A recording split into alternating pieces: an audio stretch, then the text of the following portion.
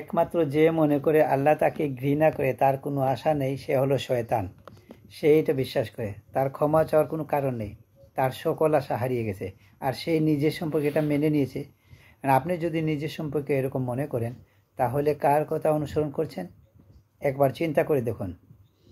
যদি আদম আলাইসাল্লাম জান্নাতে থাকা অবস্থায়, আর জান্নাতের চেয়ে উত্তম কোনো জায়গা তার প্রশংসনীয় নয়, তারপর তিনি একটি ভুল করলেন আর আল্লাহ জওয়াজাল্লাহ তাকে দুনিয়াতে পাঠিয়ে দিলেন। এখন আদম আলাইসাল্লাম যদি এরকম চিন্তা করতেন, তো এত বড় একটা ডিমোশন হয়ে গেল, তো আমি কিভাবে আল্লাহর কথা শুনে? আমি তাকে এত হতাশ করার পরে, কিন্তু আল্লাহ তাকে শিখিয়ে দিলেন কি করতে হয়, কিভাবে তার অন্তর আবার ঠিক করতে হবে। রব্বানা জালামনা আনফুসান্না ওয়া ইল্লাম তাগফির লানা ওয়া তারহামনা লানাকুনান্না মিনাল খাসিরিন। জান্নাতের তুলনায় দুনিয়া তো কিছু নাই।